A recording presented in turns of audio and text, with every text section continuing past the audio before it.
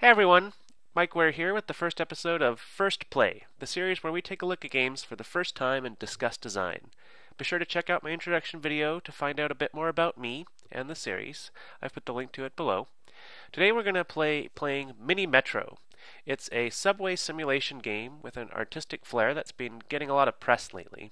Now, I've got to admit, I've played it a bit before, so I'm cheating a bit from my first episode, but not this latest version where they've made some bigger changes to the gameplay apparently. So, wanted to check it out together. So, you drag these lines together, like it was indicating there, to create these connections between the metro stations and try and deliver these passengers. Now, tunnels in the last update slowed your train down, and now it looks like they're not slowing it down. So I'm wondering if it's becoming a limited resource again, which is what it was at first, so that you only had a limited number of tunnels. Yeah, looks like that's what I've got over here. So I've got, I don't know what I guess the C is for carriage. So I think they said that's how they limit the number of lines that are actually useful to you. Because now I've got 0, and it looks like I've got one more tunnel left. So, um, so that's interesting. And then there's this new icon down here. So this 20 is the number of passengers I've delivered. And I'm noticing that there used to be able to hold like 8 passengers per car, but now there's only 4. But I don't know what this other 70 is, this other number, though it just increased, I think. Alright, budget increase. So, I can get a new rail car, so that's going to let me add new lines or add to an existing line. And I can increase the station's capacity. I haven't found this as useful in the past, but I think they said that stations hold a bit more passengers now, and then this gives it even more. And then there's an extra tunnel. I think I'm just going to take an extra rail car. That's usually been my strategy, just to give you some more options to branch out in the map or to really service a line of different passengers. I don't know why it keeps telling. Oh, it's because I've got the extra carriage, so I could theoretically put it on a line. So let me try this. I'm going to take this red line out here. It's kind of nice now that the cars don't slow down in the tunnels, because it was kind of hard to predict. Like, you'd be yelling at your engine like, go faster through the river because there's passengers waiting or something. But we'll see what happens. I'm going to add it to this other one. And now I've got 2 going different directions. That's pretty sweet. That was kind of one of the annoying things before, is that the carriage, if you had a long line that you created across your map, and you'd have one carriage on it, you could like add to the carriage so it'd be bigger, but then you'd have passengers building up all the way across the other side of the map, and no way for the metro to get there. So that's pretty cool. I'm gonna extend out to this one. Now I thought they said they fixed this where it would not use tunnels if it could, but for now, let me just grab an extra tunnel, since it seems to be that time. Alright, so now I've got my 3 tunnels there. And one thing I really like about this game is just how elegant it looks, and how they've really stuck to their guns about making this look like a metro map that you'd find in a city, which is pretty cool. I think that's one of the main reasons it's been getting so much press, is just that it's an amazingly strategic and deep game, and fun to play.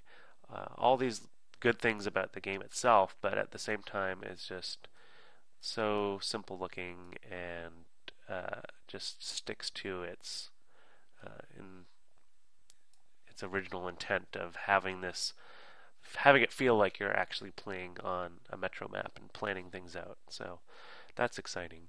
Now, each of these different shapes is supposed to represent a different type of station. I read up a little bit on this.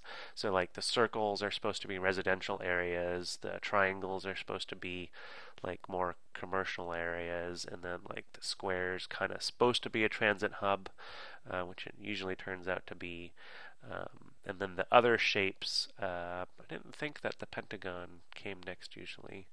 Oh, I'm going to grab another rail car and stick it on this yellow line because I've got a lot of passengers that are waiting. Why didn't... Right, so this is another thing.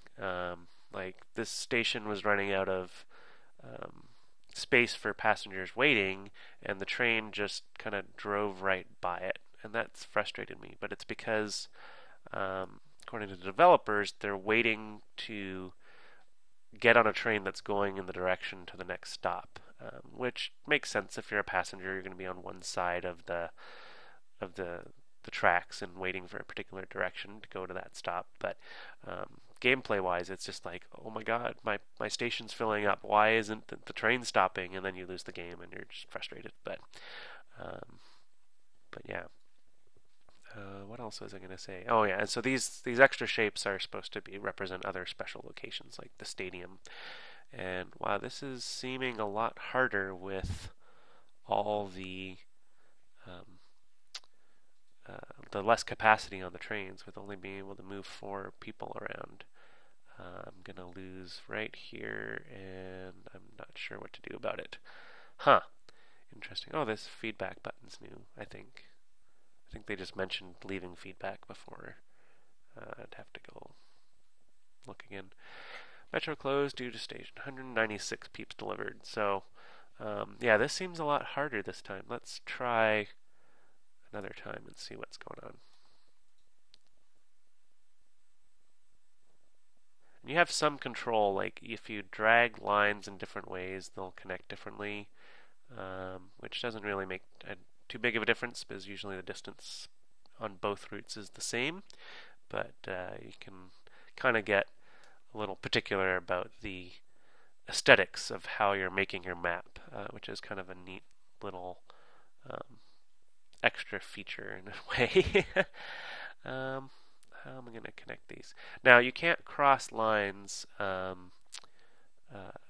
aren't at stations. Like, you have to go through stations in order to have train lines cross. And this message, and I'm glad they changed this. I think a few people suggested it. I know I was one of them, about changing the message to say that the lines can only cross at the stations. Before it just said, like, lines can't cross, which isn't really the case. It didn't help to tell you about how you can actually make them cross. And there was some bugs about, sometimes it would look like it would let you cross them when really it was just mathematically on the graph, still not an actual cross. Or there was a way to make not a cross. So, yeah, see here in this case, the track snapped away from the river. So I'm glad about that, because sometimes, it would let you try and actually make it with the tunnel this way, and then you'd be like, but there's another way that's possible without the tunnel. Alright, so I'm going to get the rail car again. I think I'm just going to try and make more loops. I'm going to I don't have another tunnel. So this is back to kind of the original way they had it, where tunnels were a limited resource, and I think I like that better. The tunnel slowing was definitely interesting, and maybe it would make sense to have both kind of options. I'm not sure. It's hard to say, because I liked the strategy of having to think about how many times you can cross the river, because like now I can't loop this around, so that's an issue. And so now I don't. It won't even let me draw the line if I don't have a car free. So I wonder, can I take a car off? Oh, it doesn't look like I can take a car off, unless maybe I deconstruct the whole line. So that's a little frustrating. I'd like to be able to I want to take this car off of this line now and onto this one, like a transfer station. So I think what I have to do is just make this line really long. Oh, and then, oh, wait a second. Oh, interesting. Another rail car. So in this case, if the line was shorter, then these rail cars stuck themselves together. No, I don't know what that case was before. I think you're supposed to have the option to either stick them together or have them run opposite like that, but um, I'm not too sure how you configure that. So that's like the thing. Like I'd want to be able to rip this train off of this line, put it on another line, or say, yeah, on this line I want them together, on this line I want them alternating. Having that little bit of extra control, I think, would be an interesting choice, and not, um, make it feel like you're really planning this out in a city and what you have to do. Oh, these stations that are off in the corner are always troublesome to plan for and work in until other stuff builds around them.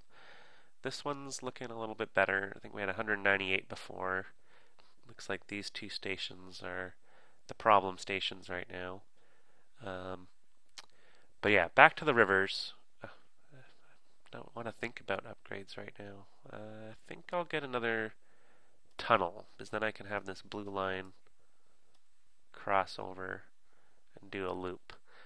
Generally, I find loops to be more efficient than just having a line that goes back and forth. But I'll be interested to see how that works when if you have like two rail cars that can go back and forth on it. And then, of course, another station opens up over here. One thing that I'd like to see too is the way to drag this line out. Like, just I want to connect this little line between the circle and triangle over to here, because now I have to like go all the way and redo all my work, which is a little frustrating.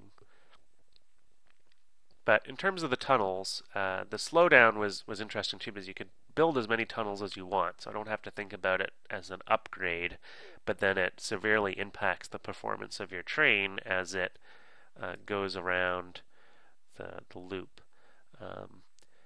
So it's I mean, this was the original, and so I started playing that way, and so I got used to it. Oh, I've already got another upgrade. I'll take a rail car. But the slowdown was another interesting strategy too. So I'm not too sure which I prefer. It's a really tough call. I think they both have their pros and cons. No, oops, I want to connect. Oh, that blue station is going to be a problem. But I've got another car here. I'm going to try and drop it on the blue line. Oh, but it's starting way down there. Oh, and then this one's not going to pick it up because they all want to go to the square. So I've lost again. Oh, yeah, I've lost again. 234. A little bit better. Alright, I think we'll try one more time. I think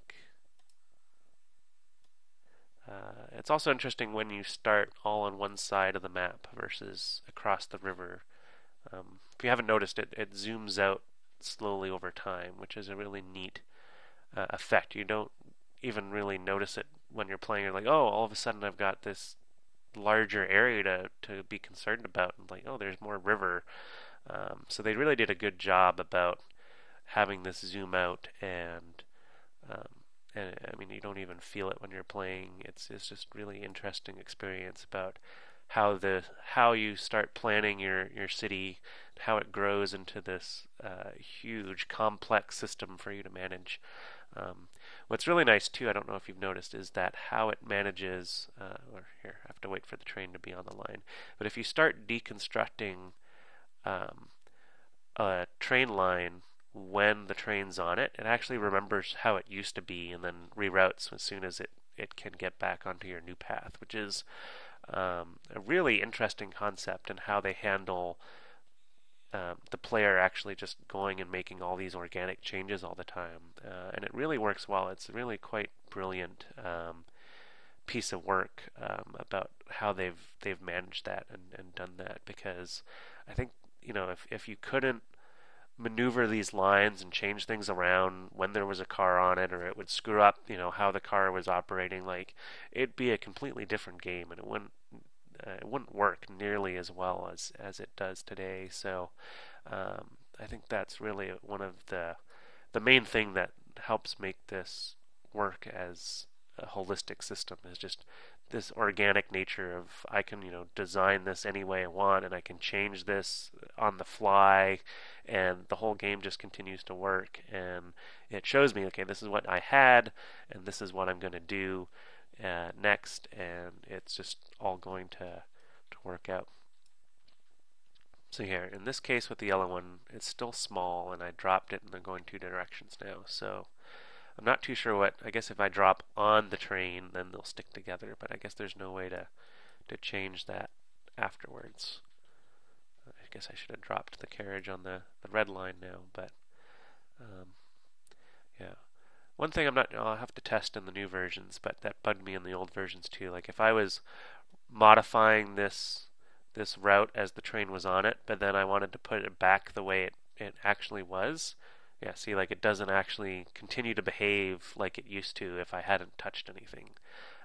So that can be a little annoying. I mean, in this case, maybe I wanted to change the train's direction, but maybe that should be an option that I can do if I, double click on the train. I can send it back the other way manually.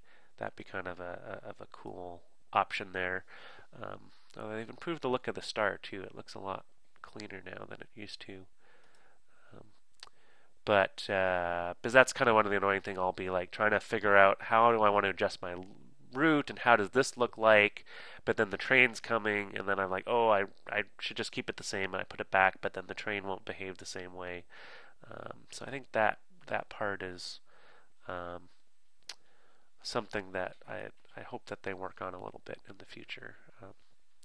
Obviously, this is an alpha. It's still early in development, but they keep making improvements and tweaking things, and it keeps getting better and better. So the big change for this alpha was that you get your upgrades based on a different set of criteria. I think it's based on the passengers delivered, because before it was all like time based. You had a clock up here that was counting like days and then weeks.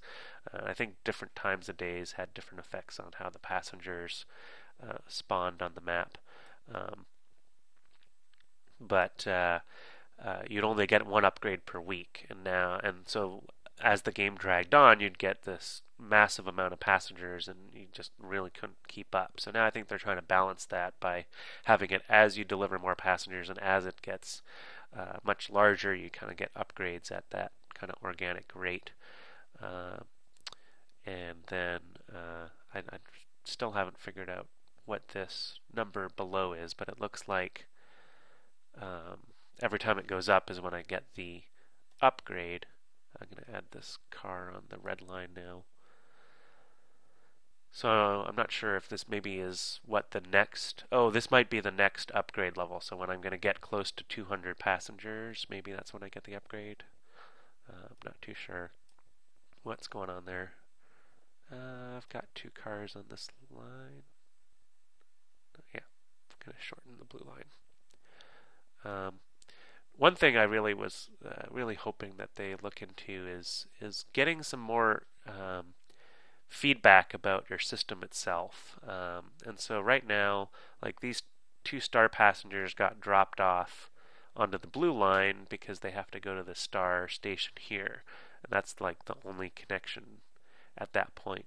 But if these two stars were color coded red or something because they came from the red line, then I maybe would have an idea that passengers on the red line are having trouble getting to the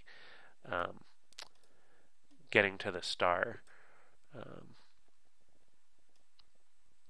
Add another blue one here because this is kind of my shuttle line back and forth. I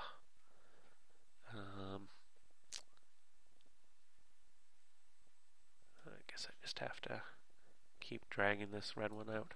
So this is Mini Metro. It's a pretty cool game. I encourage you to check it out. I'm not really doing anything with my yellow line. I'm just noticing it's really small. But it's really kind of a quite addictive game. Oh, see it now. Yeah, so I'm not sure if you notice the cars stuck together and then now they're apart. So I'm not too sure what causes that behavior. So I'm hoping there's some more stuff coming along the way. They're supposed to have different maps and things in the future, and they're trying to get on Steam. So definitely check it out, support the developers, send them feedback. They're really responsive, so that's pretty cool. And hopefully you enjoy my commentary and find it interesting. And we'll try this again in the future. So thanks.